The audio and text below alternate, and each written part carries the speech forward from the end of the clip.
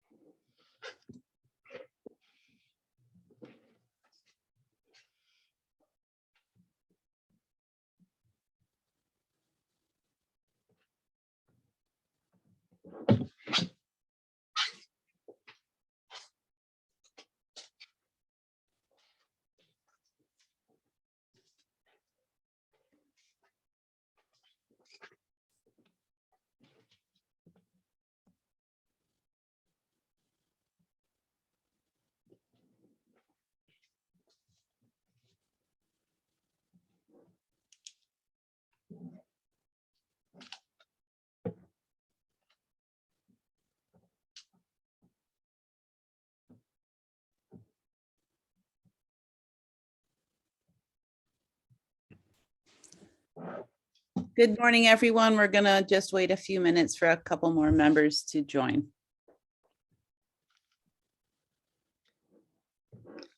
Laura, I know Terry is not coming, Terry Marin, and Eric said he was going to try to come later, but he was not going to be here on time because he has to take his kids to school or something like that. Okay, thank you.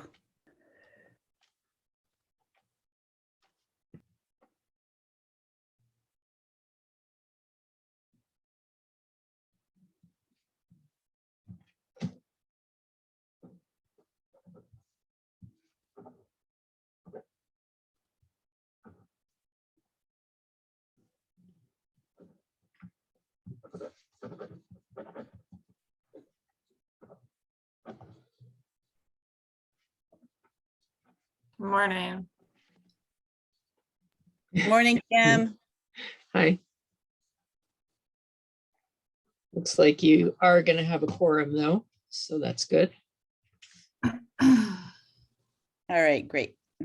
Am I needed for the quorum? I am gonna have to do the Audubon drop at 8:30, or I'll have to leave to bring Nico at 8:30. Kim, I think that'll be fine. I think the meeting may be over by then anyway. Okay. So. Great, thanks. Sorry, this is Yeah. like I have been doing it more than Ben. I'll have to remind him that sometimes I need to stay for the whole Conservation Commission meeting. Yeah, Eric should be here at Carl, some you're point. muted. I'm gonna have to leave very briefly to let the furnace guy in and get him set up. Or I may not. Depends on when he comes. That's totally unreasonable, Carl. We cannot abide by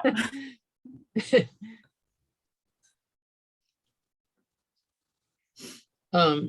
So yeah, I'm not sure whether Gary is coming, so it would just be him that we're waiting. Oh, here he is. Okay. Okay, great. So I'll call the meeting to order. And I'm wondering if there is any public comment this morning. And this would be on No. items that are not on the agenda today. Right. Nothing from me. Thank you, Reed. Thank you.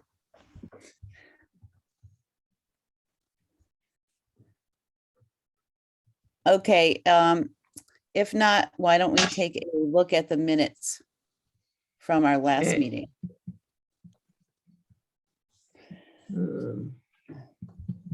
Okay, everybody see him? Yes. Yes. Okay.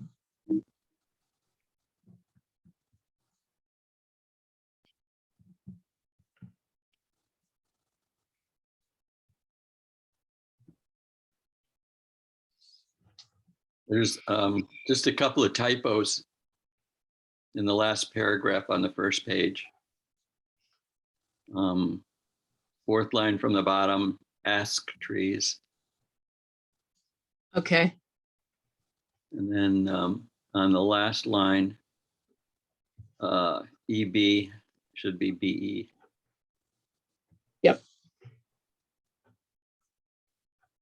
There was one thing that stuck out to me that in my memory, which was there was a comment, I don't know if it was you, Kim, about that Burlington was interplanting trees successfully.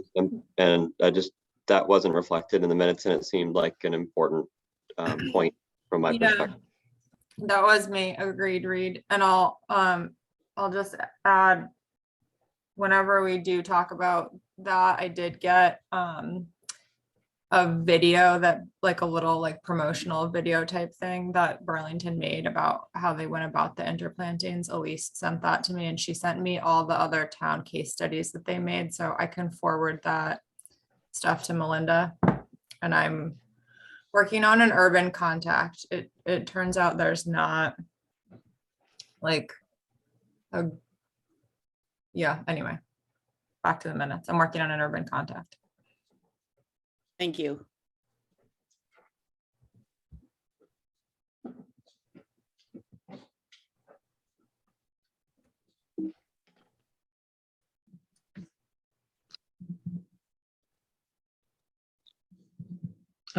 okay, sorry, here.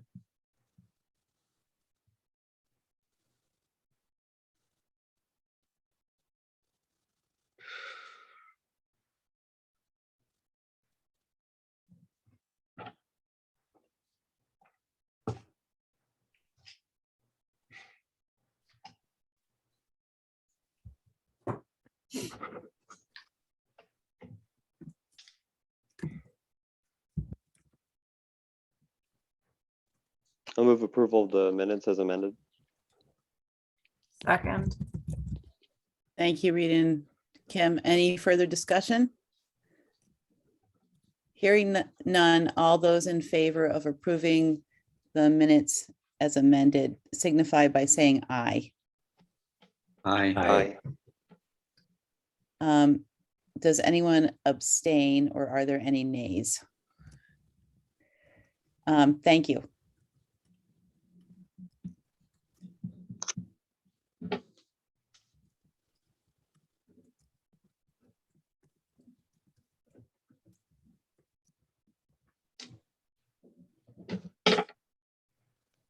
Kim, Laura, you're muted.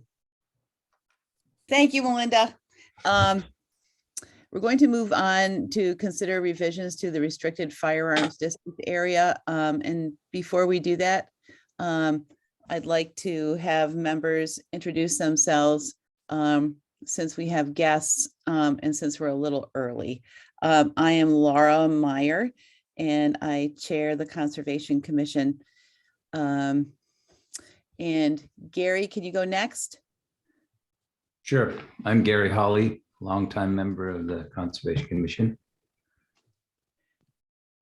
All right. And Reed? Good morning, Reed Carr here, Conservation Mission Commissioner. Carl? Carl Runge, I've been on it forever. Kim? Kim Coleman. I have not been on it forever, since maybe 2016. And I facilitated the management plan of Catamount Community Forest, and this issue came up at that time as well. Reed Willis. I'm Reed Willis. I'm just an interested resident. Thank you, Reed. And it looks like we have River Hill Farm here. Would you mind introducing yourself?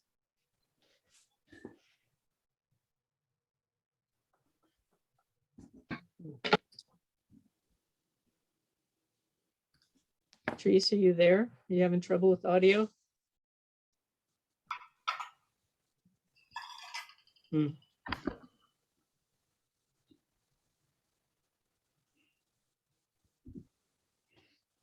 Yeah, we can wait a minute to, and because we can see that you're here, but we don't hear anything. And feel free if you want to use the chat if you hover at the bottom or at the top of the screen and access the chat feature, if you want to just send me a message, feel free to do that.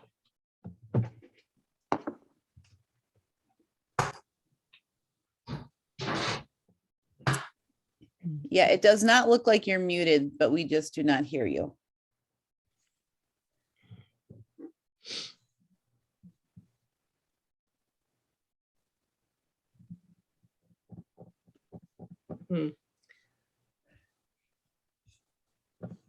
Let's see.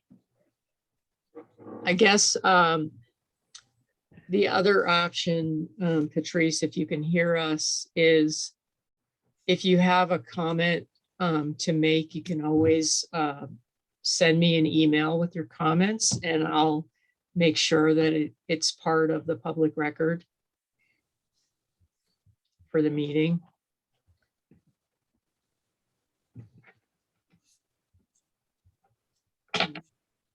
Okay, I wonder if she's there. She just might be waiting till 7:15 also. Yeah, that's true. That could be. So maybe I don't know, would it make sense for me for us to skip ahead just briefly till 7:15 if that's the case, she may be like occupied and just Yeah, wait let's do for that. 7:15. Let's do that. Yeah. Okay, good enough.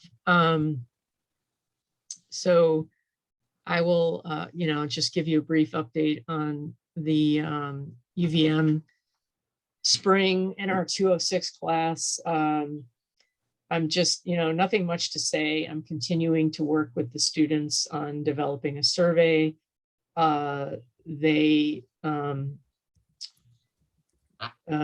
Let's see. Oh, I wonder if Patrice is joining by phone.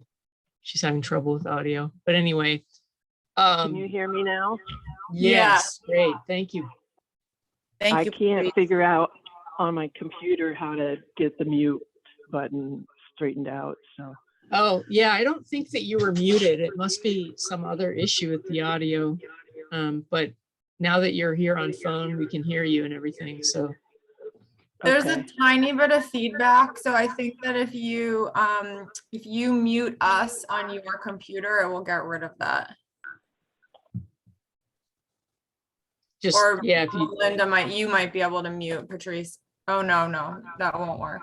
Patrice, How about if I can you, unless I talk through my phone, can you hear me? yeah, we can hear you now. but only on your phone. So if you go to if you take your mouse and hover over the left-hand corner of the computer screen over the microphone, and then you Unmute? but also Yeah, if okay. she needs to turn off the sound, the sound of us, right? Well, I think, Patrice, I think if you just shut the speakers on your computer, that'll work. Just turn them off. Yeah, All right, that I can do that. it's just Okay, a great. tiny bit of feedback, so it's not like it's super distracting. So let me Yeah. just see if I can put my phone on speaker so that my husband can hear you, because only I can hear you Oh. now. Yeah. Okay, great. Cool.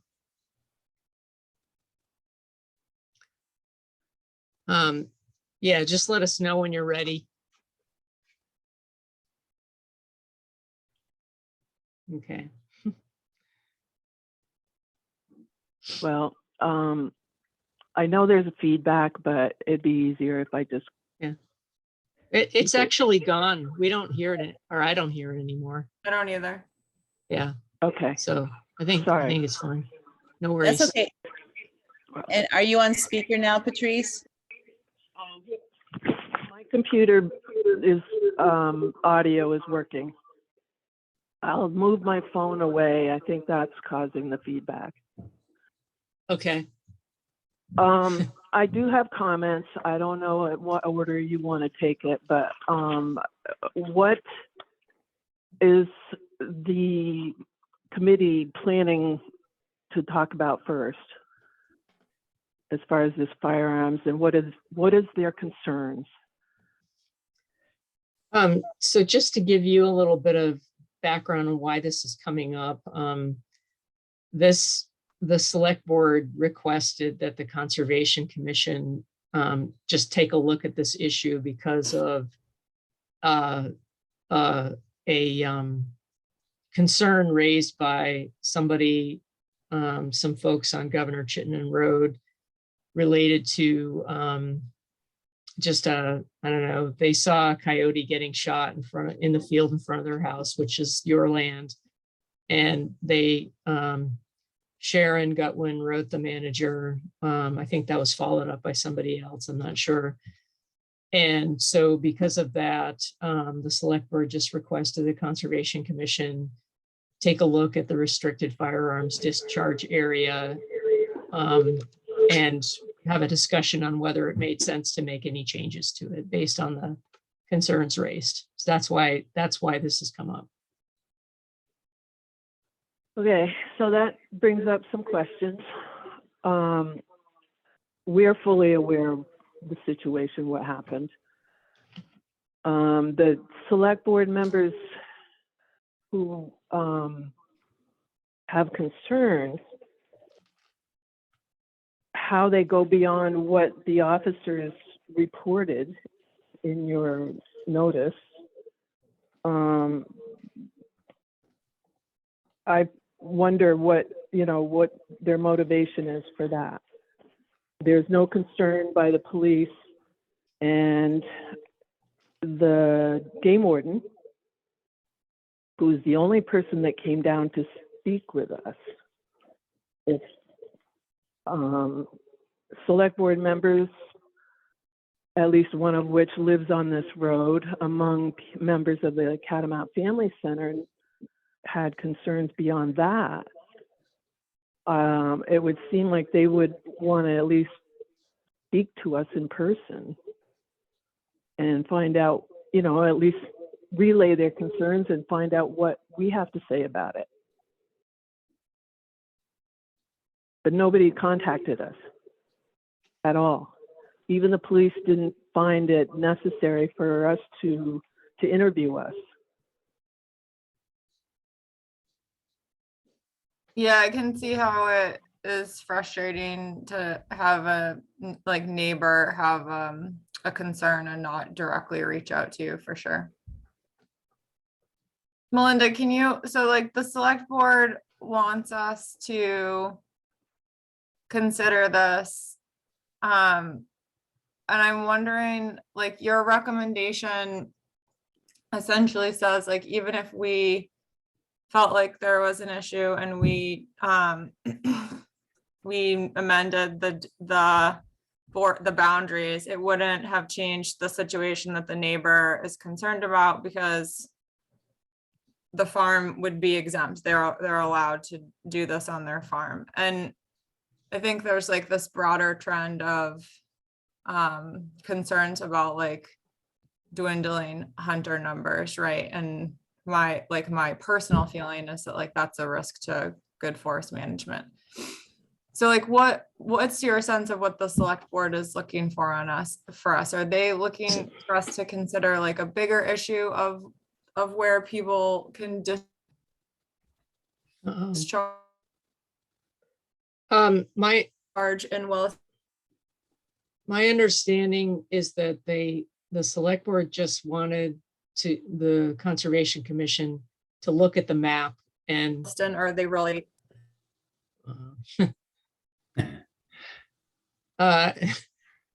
Okay, Kim, looks like you froze up there for a while, but my understanding is it's at my screen flash your internet. Yeah. So my understanding is that the select board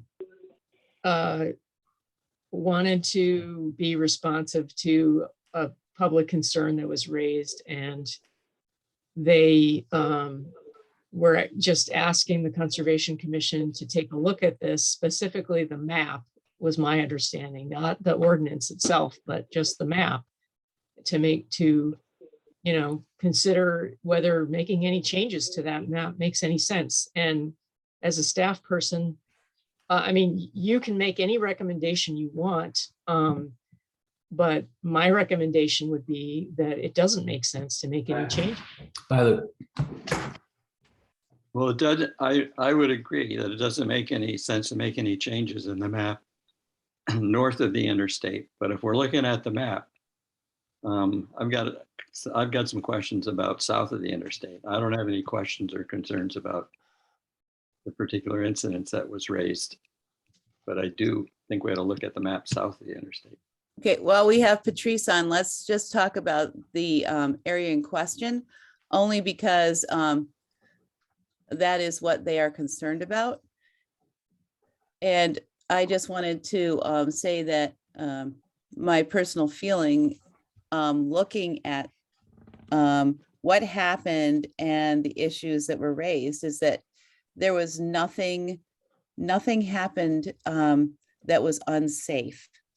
A coyote was shot, and I think that pulls at people's heartstrings because some people don't like to see wildlife shot, but that is not our issue. Also, as Kim mentioned, because we are a conservation commission, we are interested in areas where hunting can take place, just because deer, there's an overpopulation of deer. And so we are very reticent to assign any more rural areas off limits to firearms discharge. So that's just my comment. Thank you. I second everything Laura said, and I just also want to make sure it's clear to Patrice. And I'm sorry, Patrice, I don't know your husband's name. Mark. I'm sorry, what is it? Mark. Mark, I just want to make it clear to both of you that even if we were of a mind to radically change the map, it wouldn't, Melinda can clarify on this, but I don't believe it would impact your property. I believe you are, because you are a farm, exempt. So I sort of feel like we're not gonna levy some judgment on the incident that happened, and we're not gonna make a change that would impact you. Is that accurate, Melinda? I mean, I think that's you. Yeah. I mean, I think you're stating your opinion as a WCC member. Yeah. I mean, I think that my reasoning is, for the recommendations I made, is just that regardless of whether it's a farm or not, there is an exemption to protect your own property, or to defend yourself or protect your own property. So I think that goes without saying for anybody using a firearm on their own land, that they have the right to do that if they're defending property or defending yourself. That's just an exemption in the firearms ordinance. So I think in this situation that would apply. And I don't think it's really up to any town official or anybody to make a judgment about why somebody shot something on their own property, and to try to figure out, whether it was exempt or not. Laura, Gary has his hand up. I guess Thank you. I guess I'm thinking along the same lines as you guys are. I think we should just say we have no concern with the issue at hand, and then move on to looking at the map and see if we want to suggest any other changes in it. Can I comment? Yes. I appreciate that you recognize the, you know, not having any concern. There's a few things that I feel need to be considered in this. A couple of things. One is where the complaint stems from. In my neighbor on Giovanna Lane, Sharon Gutwin. I'm sorry you have to deal with this, but there's been a series of interactions or incidences with this woman, and I can document it. And I have video of this particular confrontation. So if there comes any further consideration of these ordinances, it will be something I will have to introduce into evidence as to the hysterical nature of the whole thing. And the other thing is the firearms ordinance itself. The map shows the Pine Ridge Forest section is restricted discharge area. Yet in your discussion, or at least, I don't know if it was part of the policy, but on the trapping discussion, it says town-owned parcels that do not currently prohibit hunting and or trapping include the Pine Ridge Forest. So there's a discrepancy there. We also had incidences of people parking, or one truck in particular parking down at the bottom of the road, and several times. And once we had an opportunity to speak with the driver, it determined that he was hunting on the Pine Ridge property, but he was accessing it from River Hill. So there's a problem with that. So if you, it doesn't matter to me whether you restrict firearms on Pine Ridge Forest or not. I just want to find out what the policy really is. So, yeah, I can speak to that. So it is currently in the restricted firearms discharge area. Bow hunting, it would be allowed there because bow and arrows are Not outside covered by firearms discharge. They're not covered by the firearms discharge area. So yes, I can see how that could be confusing to people. And I guess, maybe one answer to that would be I know that on the Brownell property, which is in the restricted firearms discharge area, we've posted signs that's saying along the border that's saying it's within the RFDA. We could do the same thing at Pine Ridge and just post signs saying it's in the restricted firearms discharge area. Okay. I guess the only other comments I had to do with the other ordinances that we have had to look into as a result of the Catamount Family Center and the overflow traffic from there. And that involves dog waste, public festivals, and the pet, no, that's dog waste, pet ordinance. Are you saying like more people are like Well, I guess I'm gonna read between the lines. I've noticed more people parking and walking their dogs on Governor Chittenden. You're saying that's resulting in dog waste on the road?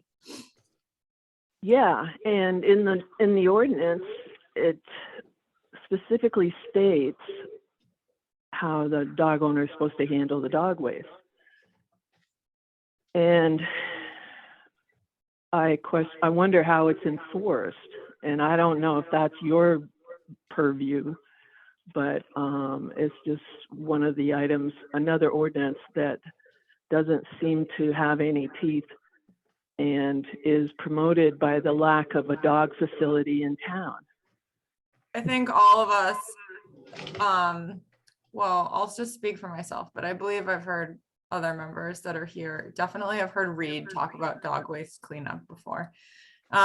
It's super frustrating that people don't pick up their dog waste, and you're right, there's not a great way to police or enforce that. But yeah, I totally empathize with you. It's the same along the bike path, like the snow melts and there will be tons of dog waste at many trailheads. We've had conversations about people, they'll like bag the waste and then they'll leave it in a plastic bag. So it's Right. definitely something that's like pervasive across all of the sort of trails that we are concerned with. I don't think Governor Chittenden Road is our purview. Is that true, Melinda? But I mean, it's definitely, I think it's like not just Williston either. It's just like people not wanting to pick up dog food. Right. I mean, it is a universal issue, and Patrice, you're right. There is really no mechanism to enforce it unless you want to, I mean, I think the police are going to have higher priorities than chasing people down related to not picking up their dog poop. And I think we've had this, the Conservation Commission has had discussions about how to try to work on this issue, and has agreed that, the best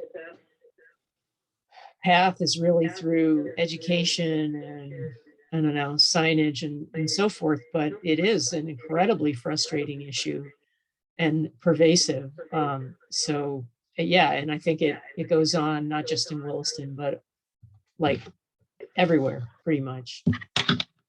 I mean, just as an example, so the Isham property, they allowed dogs on that property with caveats, right? Because they're managing their property in a certain way for certain ecological outcomes. And there was like the requirement that like dogs had to be on leash, waste had to be picked up, and people weren't abiding by their asks in those regards. And there were, like Melinda tried a lot of things before, like stories in the newspaper, signage, and eventually it got to the point where it's clear that people just like really, they weren't going to follow the rules. And so I don't know, sometimes I think that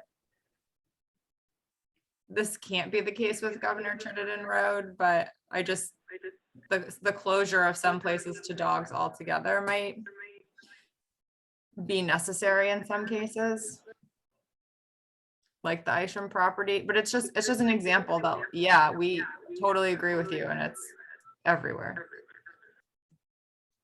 What Right, about, what about putting a sign up, like talking to Catamount and asking, I don't know, it's not their responsibility, but a reminder that if you're walking your dog on Governor Chittenden Road, to pick up dog waste. I'll say that they have a sign in their parking lot that says no pets, and I have personally said to people who have their dogs at Catamount, did you see that sign?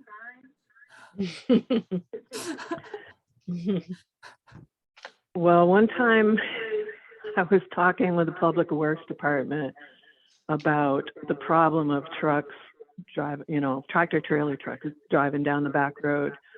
And if we could put up a sign, not having trucks use the back road.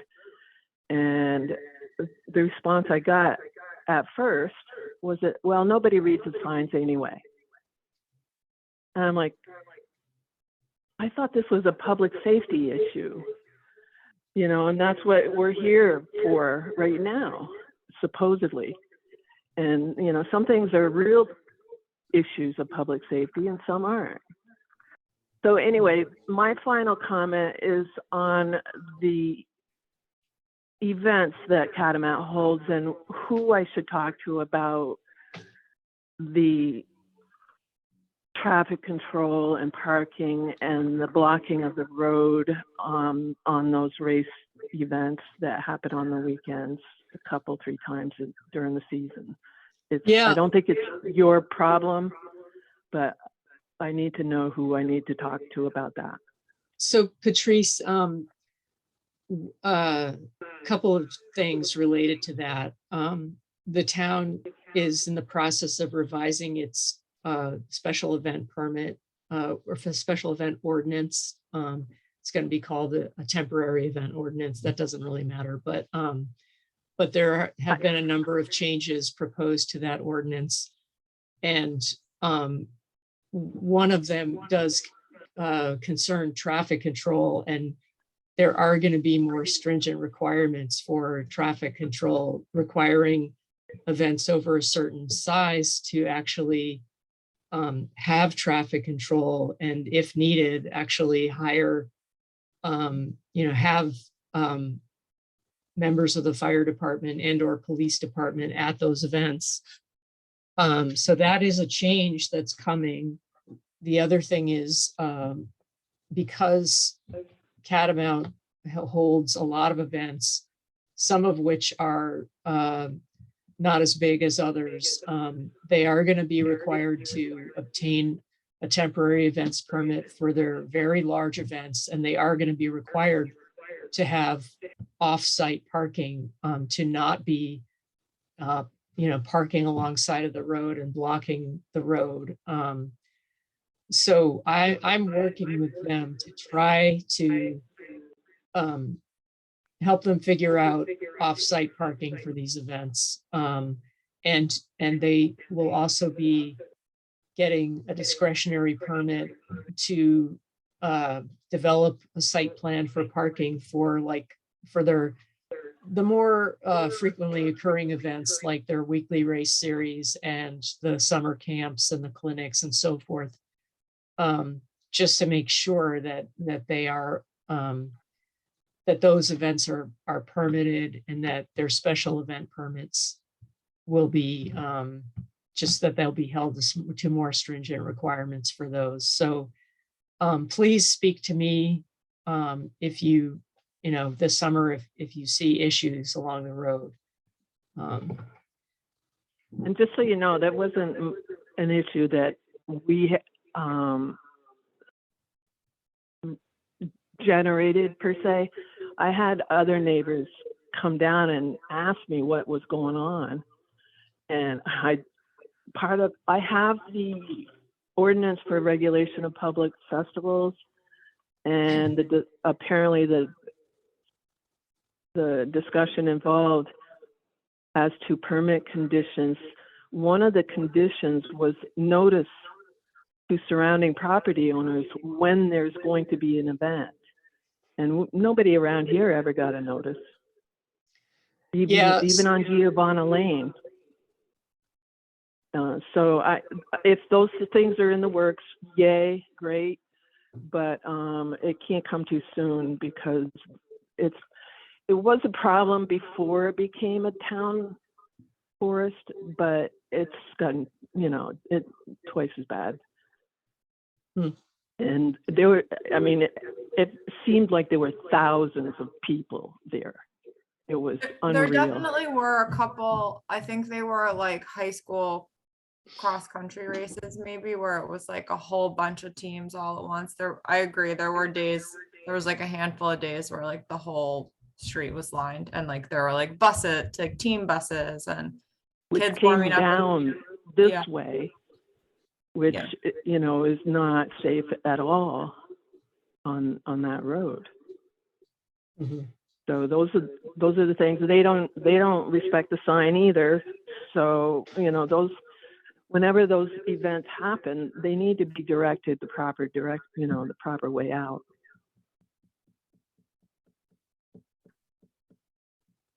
Yeah, that is something that we're definitely working on, and we hope to have, well, we're going to have off-site parking figured out for them this summer. And they're gonna have to abide by it. All right. Well, thank you. Those are our main concerns on this end. If anything else comes up on this, please notify us. And I appreciate, Melinda, your coordinating and handling this and answering my questions and helping me with Zoom, even though I wasn't really up to speed still. But anyway, maybe next time. Thank you, Patrice, for your comments. Thank you. Carl has Bye. his hand up. Bye-bye. I know. Melinda, should we take a look at the staff memos just so that we're all on the same page? Yeah. Okay, let's see, here we are. Yeah, I mean, I think, yeah, so this was really directed at this particular area of town. I don't think the intention was to explore the entire town and make changes, but I mean, you can certainly discuss that if you want. But basically, you know, the town's had an ordinance since 1971. It's worked on revising it a couple of different times. Lastly, in 2011, I believe the Conservation Commission spent over a year revising the ordinance and the map. And, you know, this kind of explains what led to this recent request. I think, you know, Laura, you certainly have stated some reasoning for not making changes. But, you know, I guess so. Gary also looks like Gary got his hand up too, but anyway. So Gary, I just wanted to ask, so is Patrice's farm completely outside the restricted area? I said that as a quick question. And Yes. Good. And then also, how does Catamount fit into this? I didn't have time to look at the map very closely, but is that in or outside the restricted area? That is outside the area.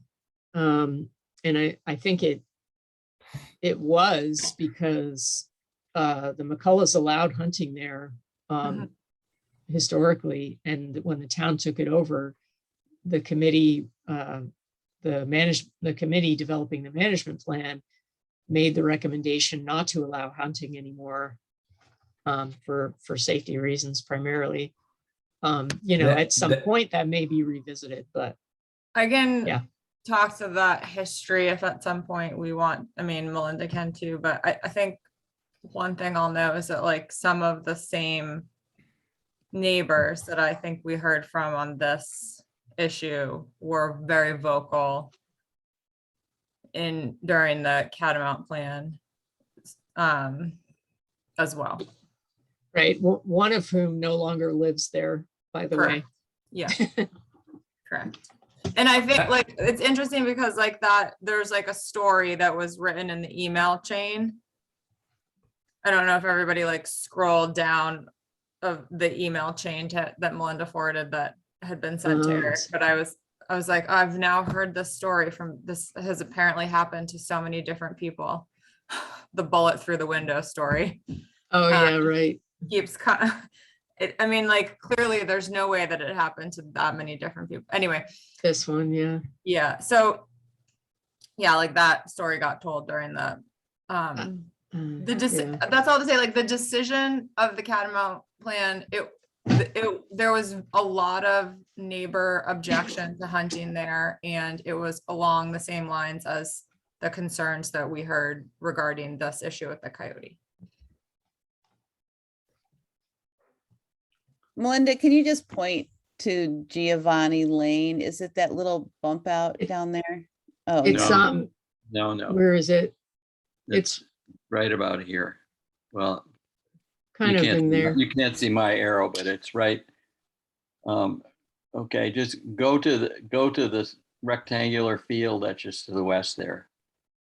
Right, This right one. there. Okay, stop there for a minute.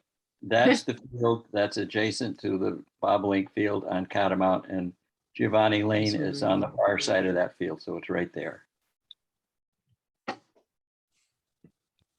Okay, thank you. Melinda, And- when we have this map up, Yeah. I'd also like to point out that on the northern part, there's a whole lot of other that's not within the firearms discharge area, including the whole Fontaine Farm gravel pit and all of the river bottom lands down there. Yeah. But my concern when I saw this map yesterday was about the part that's south of the interstate. The only area that's in a restricted firearms discharge area is Brownell Mountain. And yet there's it's a pretty dense population base down there. And so, and it looks like we, at this point, allow rifle hunting through that whole area. And I'm wondering if that needs to be revisited at some point as the population in that area grows. Or if you can explain, I don't remember, but what was the thinking about not being more restrictive in that area in the past? I think, I guess I don't actually know the fine details of, I know that there were a bunch of landowners who pushed really hard to have Brownell Mountain included in the know, firearms discharge area. They used to get bullets in their backyard. Yeah. But I don't know, maybe it's just nobody hunts in the other areas or what. I would think that. Well, so there was at one point, I think back in 1997, it was revised to say the restricted firearms discharge area was anywhere 500 feet from a house or a trail or in any town park. And then that was later determined to be too restrictive. I think it was I thought it was in 2008 when some folks came forward and wanted the restrictions loosened. I also feel that having it be that restrictive would not really be defensible in court. I don't know. I don't know. On the other hand, the city of South Burlington has an ordinance that I believe covers the entire city, as does Burlington. So I don't know, but yeah. Apparently there haven't been any complaints that we've heard about hunting in that whole south section. So I'm not sure we'd hear about that, Carl. Well, I know around our area there've been discharges of firearms that have scared the crap out of a lot of people because they're so loud and sudden, and a lot of people complained about that. And I think so. Melinda, that 500-foot thing is no longer a policy. No. Okay. Because it's interesting because I talked to the police about that and they said it is except on your own land. So well, they don't. I don't know. Oh, that maybe they don't enforce it or something. I don't know. That's I think basically what's shown on this map is in purple is what the restricted firearms discharge area is currently. So somebody could come up beside your house and shoot something on your land is basically what we're saying. If it's not posted. Yeah.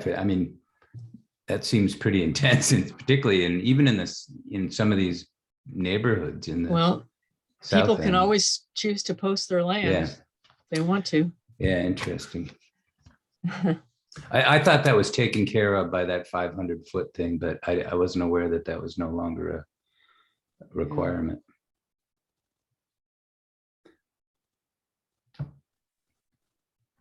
So Melinda, if the ordinance covered catamount, does that mean you would not have to post it? Well, I mean, it Well, depends. Non-firearms hunting would Yeah, still require bow posting. hunting. It's just firearms hunting would be prohibited.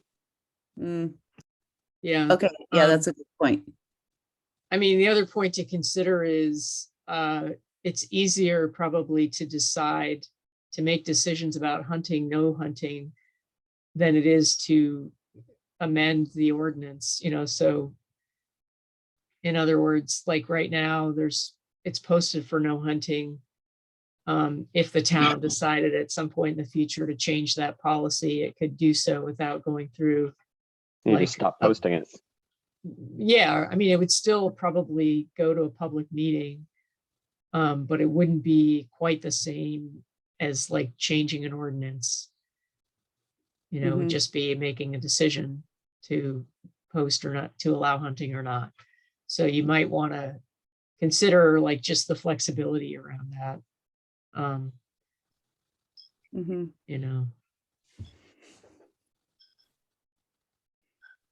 I just wanted to say that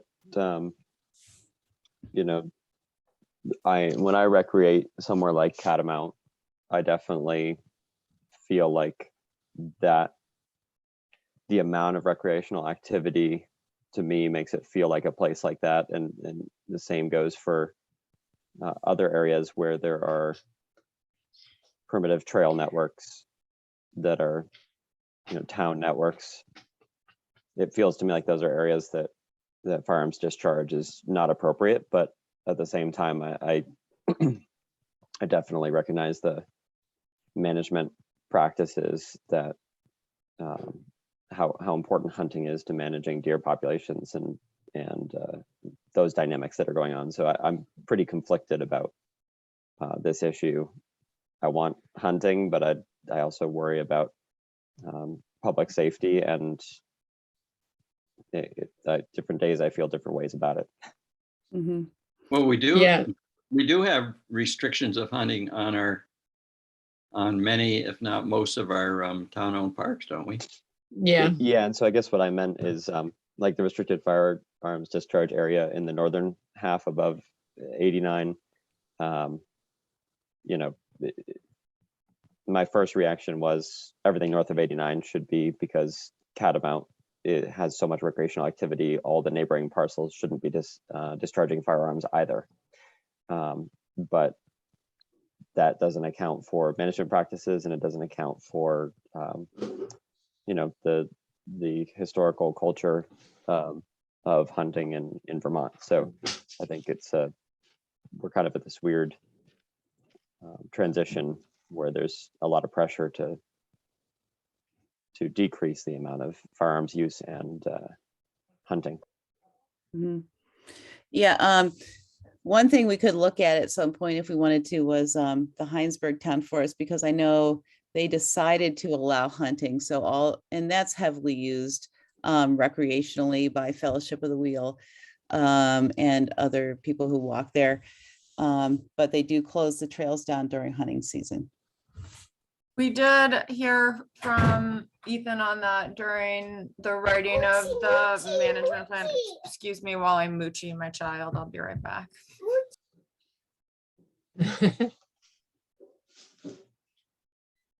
There's nothing better.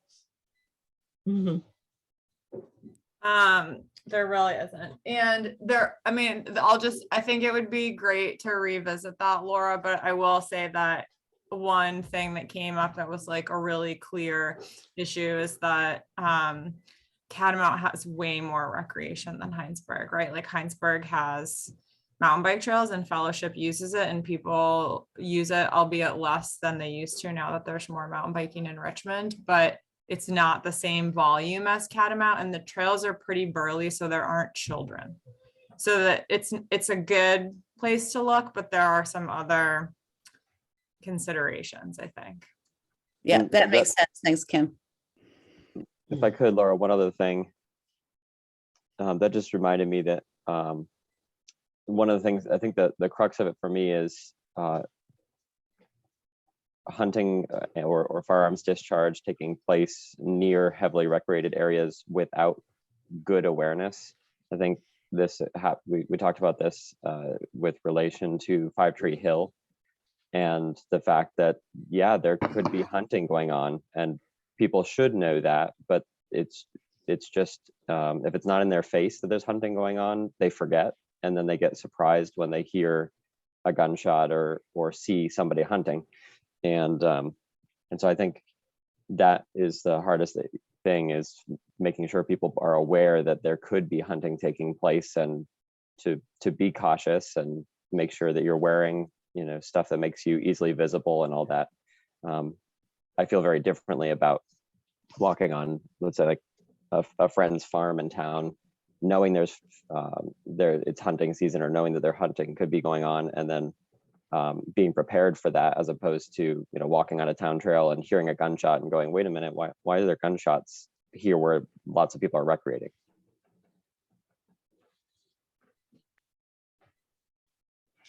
Yeah, that makes sense. Yeah, during hunting season, I don't know. I know I personally am aware of hunting that could be going on pretty much anywhere. So I kind of just let the hunters have it for those 2 weeks. But I understand what you're saying about being someplace where you think is safe. So as far as what you would like to say to the select board regarding their request, what would you want to say? Melinda, their request was it to consider putting River Hill Farm in the restricted firearms discharge area? Well, they weren't, basically, yeah, they wanted the conservation to have a discussion about making changes to the restricted firearms discharge area. I mean, I think it was clearly related to this incident, but they did not go so far as to say, consider including River Hill Farm in the restricted firearms discharge area. I think that was implied, but not stated explicitly. Well, Melinda, could you put up, I think in the materials sent out, you had your recommendations about how to answer this request, and I thought it was pretty good. So could we take a look at that? Yeah, can you see it?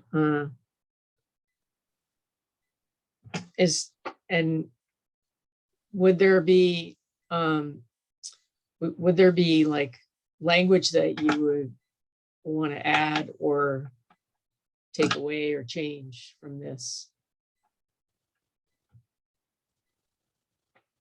I mean, what I heard, some of the things I heard were you know, the Conservation Commission has concerns about, you know, further restricting hunting at a time when deer populations are overpopulated. I don't know. That was one thing I heard. I also would like to see that reflected in it. Yeah. Okay. It's a key.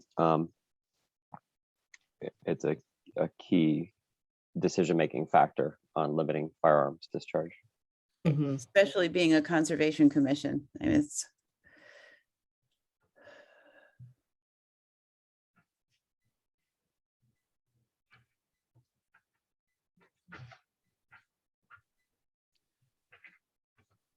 I guess the other thing that I'll just add is I'm okay saying to the select board that, like, saying that to the select board for sure, but also if we were going to consider a change on the south side of the map, I think I would want more time and a greater slice of the meeting, a slice of time devoted to thinking about it and to hear from maybe hunters and residents that it would impact. Like, I don't feel equipped to think about changing the map south of 89. I don't know how other people feel. I feel pretty much the same way. It might be worthwhile to note the growing population on the south side of the interstate, and that someday we may want to make a change, but now is not the time, and a lot of study would have to go into it. I like that language. You're here, Yep. Carl. Thank you, Carl. Great. One last quick question, Melinda. Do you know if there are any state regulations that would apply to any of these areas? Like, are there kind of blanket statements about where and when you can discharge firearms related to, property distances and that kind of thing? No, Okay, thank you. not to my knowledge, no.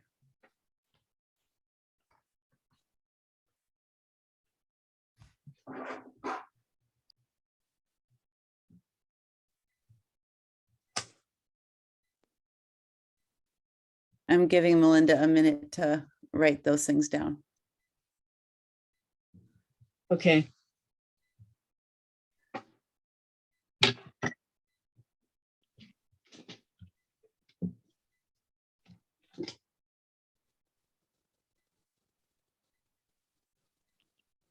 Laura, you're muted.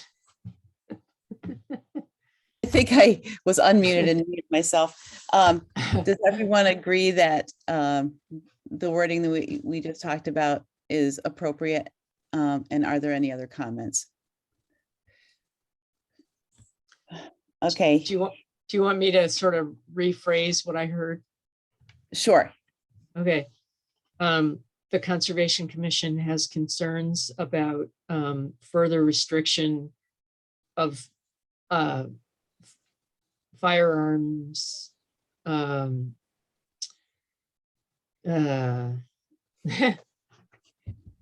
Further restrictions of firearms. Oh, now I'm drawing a blank. As because of the effect it may have on controlling deer populations Mhm. or Yeah. something like to that effect. The Conservation Commission notes that the population south of I-89 continues to grow. At some point, it might warrant consideration of other changes to the map. However, or other changes to the map at such time, broader participation would be needed, or something like that. Broader. This would require broader participation from stakeholders throughout town to make those changes or something like that. Yeah, that sounds good.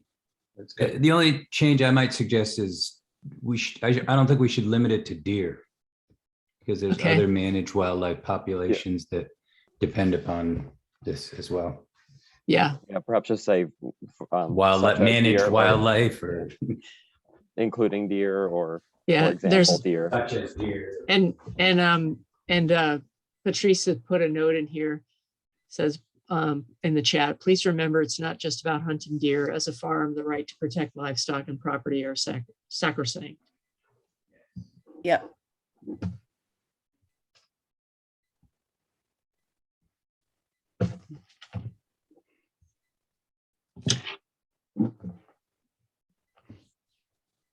So, there are, the Conservation Commission is concerned about the ecological repercussions. There are also concerns about the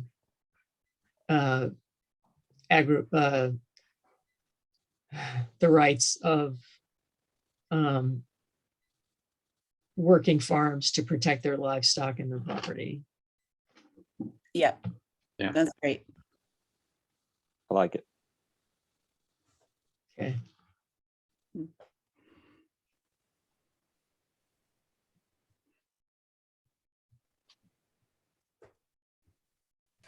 I just had one thought on that.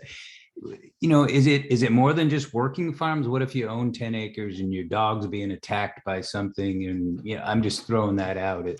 Maybe we should say protect Landowners to protect their property, including livestock. Yeah, something like that. Yeah, the reason I Yeah, typically and don't bring that up is because it just is already protected and it's a pretty long-standing Mhm. standard thing. But yeah, right. It would be exempt from the ordinance anyway. But nonetheless, Mhm. okay, there's something else in the chat here. And then also Patrice notes per Fish and Wildlife on coyotes in Vermont, the highest densities are in agricultural areas where prey populations are high and varied. We provide the habitat.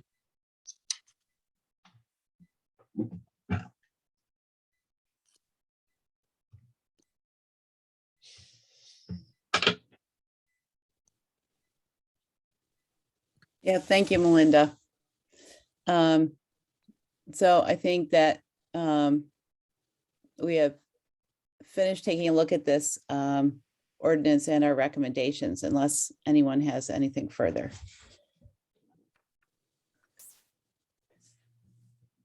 ready for some updates. Yeah, Okay. All right. So you ready to move on? yes. Okay. All right. So I think I was saying that I've been working with the undergraduate class to develop a survey.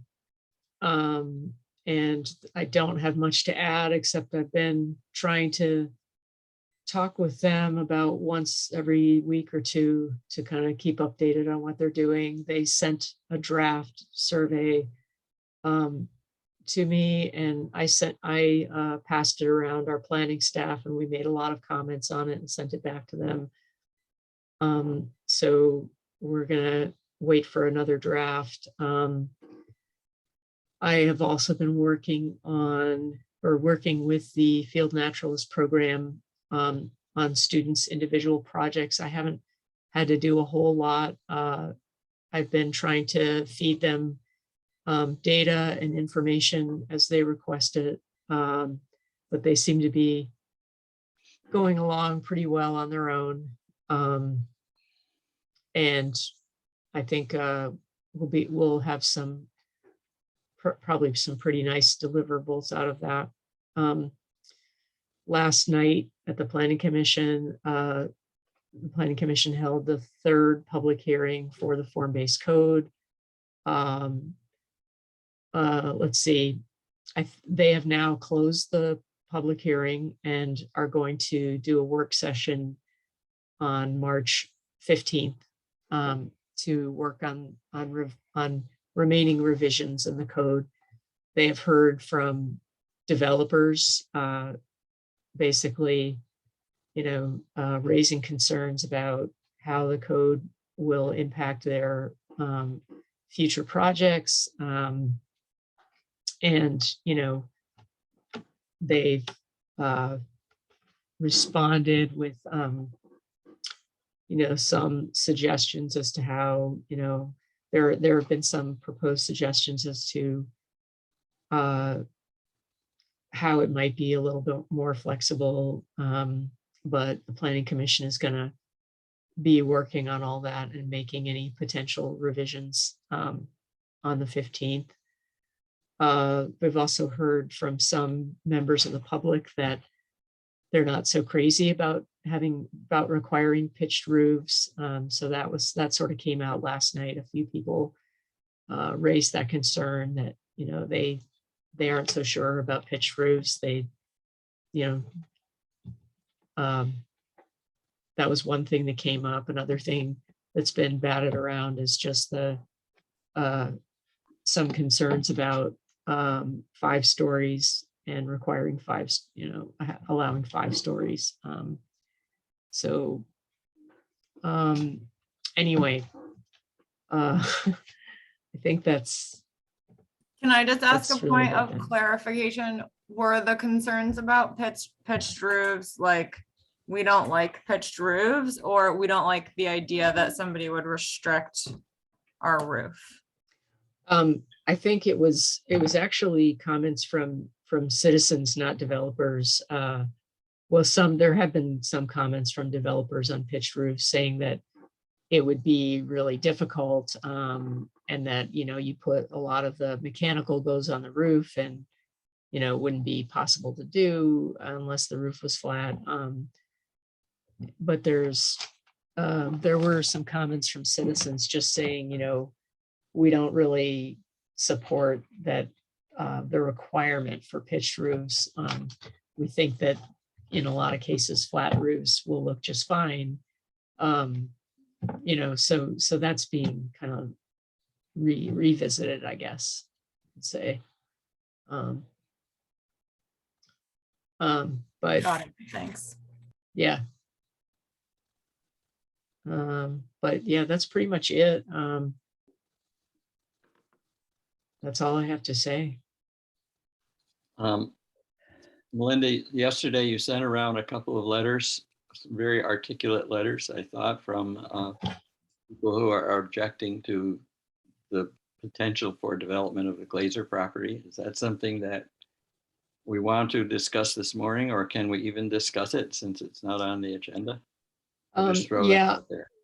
I would say because it's not on the agenda, and we was not, we didn't make any changes to the agenda prior to getting started with this meeting. I wouldn't recommend discussing that.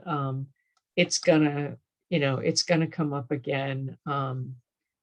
And looks like Eric's here. Yeah, it will undoubtedly come up again. And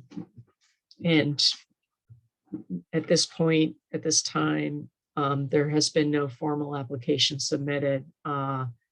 So we, that if an application gets submitted, it will certainly come up. And I'm just not sure when or if that's going to happen. A specific plan application. Yeah, and I did communicate our thoughts to Megan on the Planning Commission. Yeah. So I would say let's, keep an eye on it. And, I think that I also saw a letter from, I think Terry Marin kind of wrote everybody an email about this. I think just let's keep our eyes on it. And as this progresses, you'll be informed as to, what the next steps are. And, at this point, I think it's just sort of wait and see.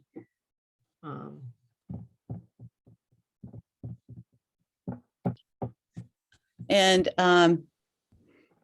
since we have time, what do we have on the docket for our next meeting, Melinda? Let's see, what do we have? Whoops.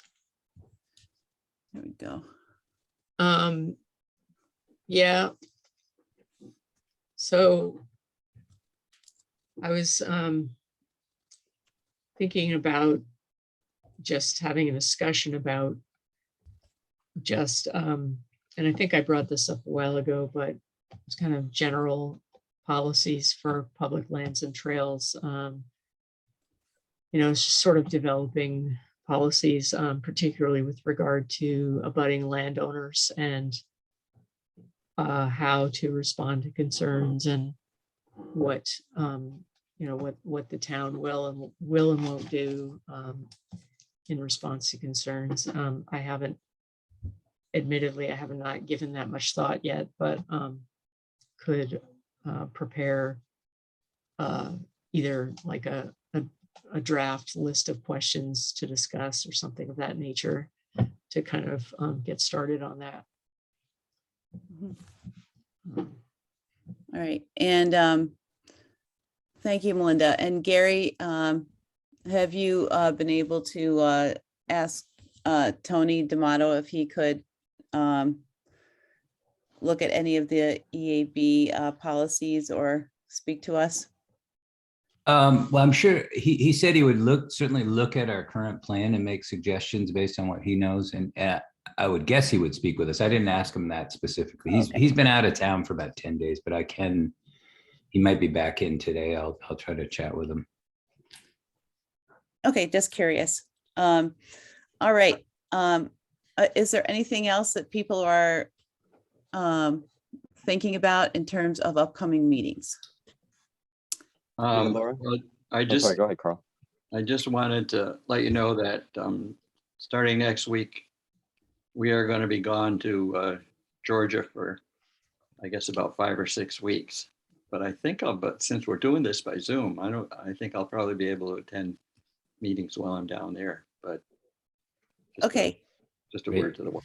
Okay, great. Thank you. Have a great time. No rubbing in the warm weather, Carl. Yeah. Laura, And- one yeah, other go thing that just kind of related to the Glazer topic on the upcoming meetings. I think it would be useful to have a placeholder for a spot for us to talk about our strategies for conserving high priority parcels. We talk about the individual kind of levers that we can pull from time to time, but taking a look at the overall strategy, I think I would like to do that together. And I know there's been some topics, Melinda, that we've talked about, like how are we going to approach the idea for purchase and transfer of development rights in light of any changes about the top corners, form-based code, and so on. So I think it would be worthwhile just to sit down and look at the whole big picture and talk about whether there's anything we need to not delay working on, because it's going to be a key part of our strategy. Mhm. You know, I was thinking about the emails that came in about the Glazer property and thinking, you know, yes, we have identified the importance of the parcel. Yes, we have considered ways in which it could be conserved. No, we are not in a position to, we do not have a plan in place to take action, and that's not for lack of desire. It's just there's a lot of different factors, and it takes a lot of planning ahead to have the tools ready to go and the funds ready to go to do things like that. So Mhm. Yeah, great idea, Reed. Thanks. Do you want to have that discussion next time? I can put it on the agenda for the next meeting if you want. if you and Laura feel like it's a good use of our time compared to other items, I would welcome it. All right, yeah, let's do that. I think that's important. Mhm. All right. And let's see, one other thing is for the field naturalist projects, I guess. Melinda, you mentioned that some of the field naturalists wanted to take some of the walks on trail easements in the next couple weeks. Is that right? Just one, oh yeah, just one person. I think the one that she was talking about for next, no, maybe it wasn't until March, the week of March 14th would be the walk over the state parcel where the public safety building is going. So that I'm in the process of getting permission from the state to do that. I think that we're going to get permission, and so I can put the student in contact with you all if there's anybody else interested in going with her and walking that parcel. Mhm. Yeah, I think that would be great. Yeah. Okay.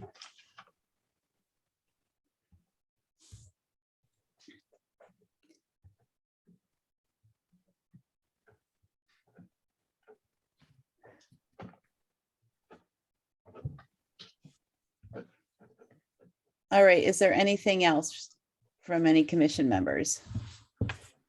All right, hearing none, I'm going to adjourn the meeting early. Have a nice morning. I say bye to everybody. Thanks. Bye. Thanks for joining, Bye. Eric. Good to see you. Yeah. Sorry I was so late. Nice to chat, Eric. Yeah, I could contribute today. Yeah, you did a great job. Best you've ever done. Have a great week, everybody. Okay, bye. Bye Bye. now.